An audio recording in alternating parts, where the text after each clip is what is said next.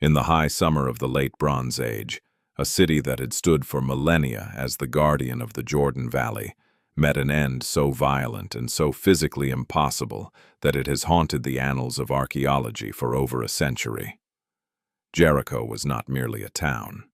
It was a fortress of such strategic importance that its fall signaled the collapse of an entire regional defense system.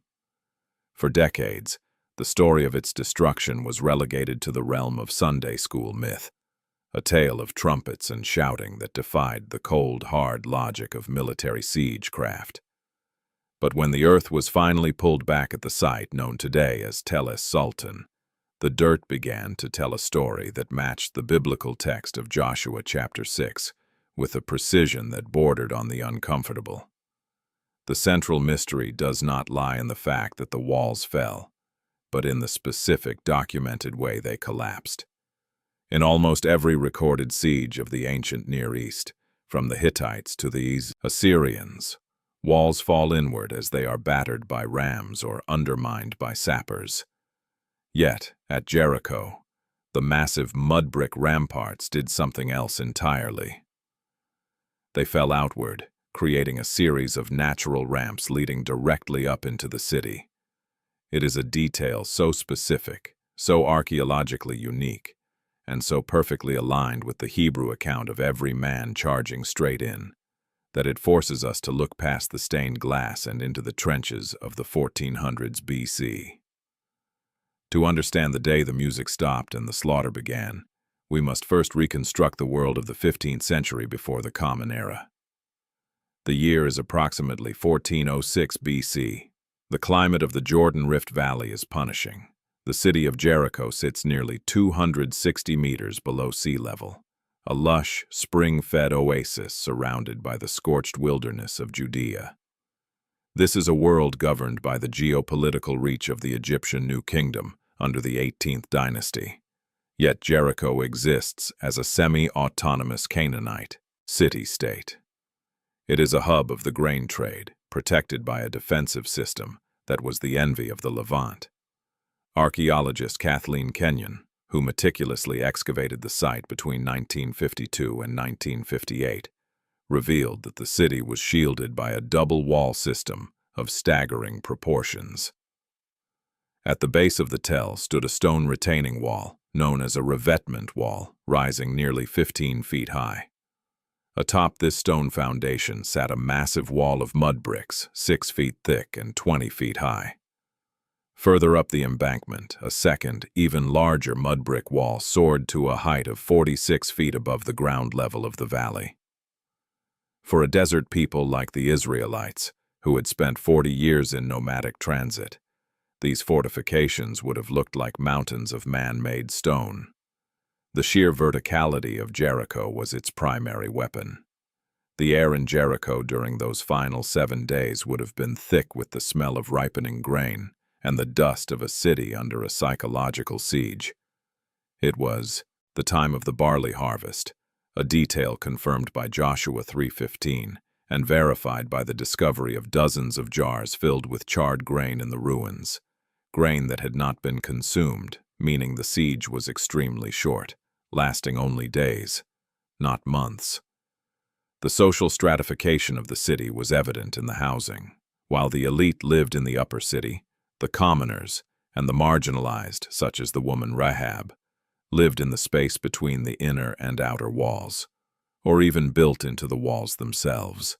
Archaeology at the north end of the mound discovered houses still standing against a short stretch of the outer wall that did not collapse, a haunting physical echo of the biblical promise that Rahab's house, situated in the wall, would be spared.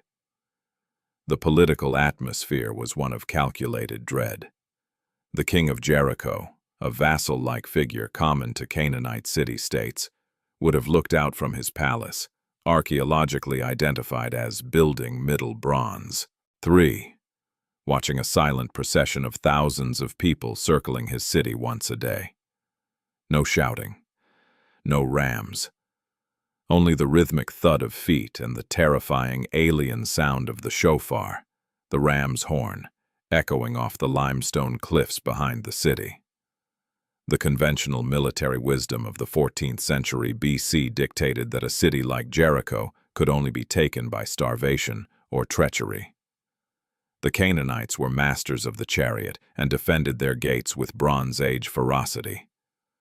But the Hebrew account introduces a variable that historians have struggled to categorize: a liturgical march that functioned as a sonic weapon. When we examine the text of Joshua 6:20, it describes the people shouting, the trumpets blowing, and the wall falling down flat. The Hebrew word used here is takteha, which literally means under itself. This is where the archaeology becomes startling. Kenyon's trenches revealed that the upper mudbrick walls did not just crumble. They tumbled down the slope and piled up against the base of the lower stone revetment wall. This created a literal staircase of red mud bricks. A soldier standing at the base of the hill would not have had to scale a vertical face. He would have simply walked up the debris of the collapsed wall. This is a forensic match for the biblical description of the Israelites, going up into the city, every man straight before him. The untold angle of Jericho often misses the character of Rahab through the lens of Bronze Age legal and economic reality. In the biblical narrative, Rahab is a zona, usually translated as prostitute, but in the Canaanite context, this likely meant she was part of the local hospitality and intelligence network. Her home near the gate was a natural node for travelers and spies. The historical significance of her deal with the Hebrew spies, Joshua 2, is grounded in the laws of the Netti, ancient Near Eastern diplomatic codes regarding the protection of informants.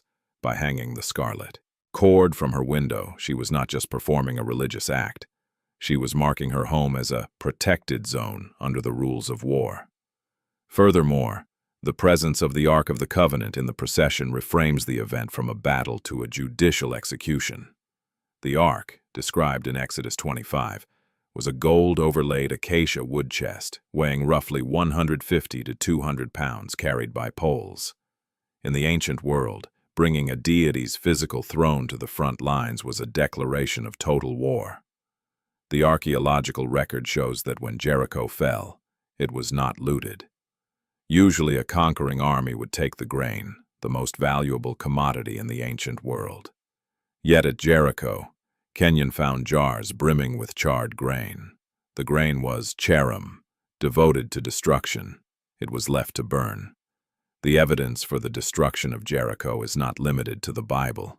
The Amarna Letters, a collection of 14th century BC clay tablets found in Egypt, contain frantic pleas from Canaanite kings to the pharaoh, describing a group called the Habiru, who were taking over the lands of the king.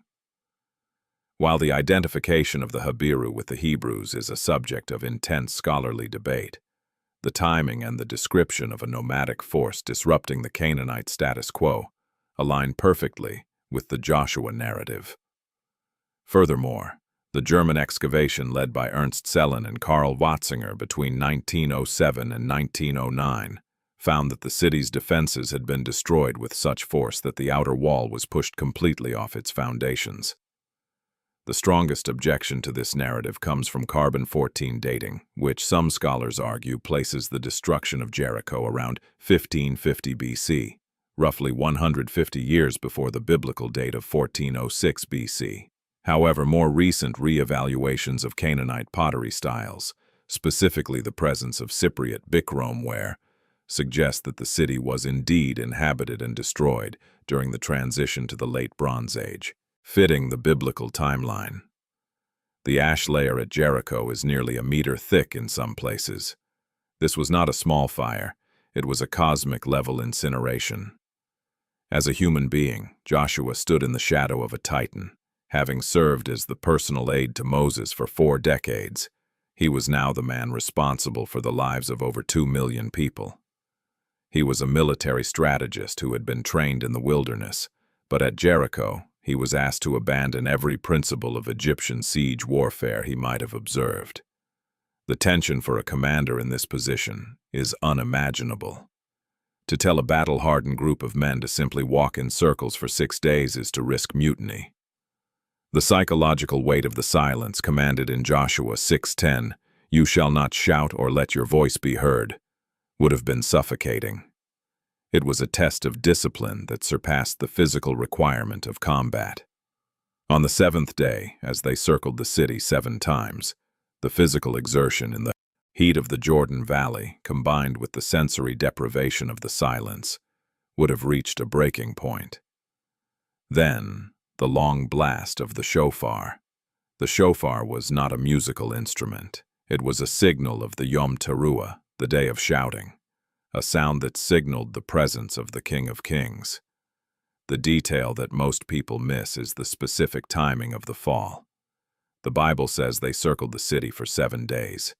7, in the ancient Near Eastern mind, was the number of completion and divine perfection.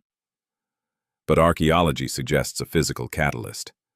The Jordan Rift Valley is one of the most seismically active zones on the planet. The city sits directly on a fault line.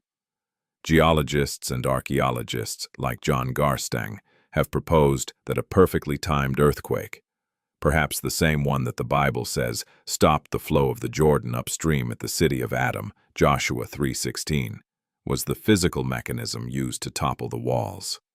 This does not diminish the biblical account. Rather, it provides the how to the who. The miracle was not just the collapse, but the timing, occurring at the exact moment the trumpet sounded after a week of silent marching. The discovery of grain jars remains the most incriminating piece of evidence. Grain was the currency of the Bronze Age. No army in history, especially a nomadic one, would burn a city's entire food supply unless they were under a strict religious mandate to touch nothing. The ash layer and the full jars stand as a silent 3,400-year-old testimony to a command followed to the letter. Today, the ruins of Jericho sit as a sun-bleached mound of dust and broken mudbrick, but the questions they pose remain as sharp as a flint knife. The collapse of the walls outward, the abandoned grain, the specific houses built into the ramparts, and the thick layer of soot all point to a single, catastrophic event that matches the ancient Hebrew record with haunting accuracy. We are left to wonder, what kind of power could cause a fortress to literally open itself to an invader? The account in Joshua 6 concludes with a curse placed upon anyone who would dare to rebuild the city's gates, a curse that the Bible says was fulfilled centuries later. But for the historian, the real curse is the silence of the tell. We see the footprints of the event, the scars on the earth where the walls once stood, and the charred remains of a harvest that was never eaten. Jericho is the place where the unseen world and the physical world collided with such force that the rocks themselves moved. The walls are gone, but the evidence remains buried in the dust, waiting for those with the eyes to see the truth behind the ruins.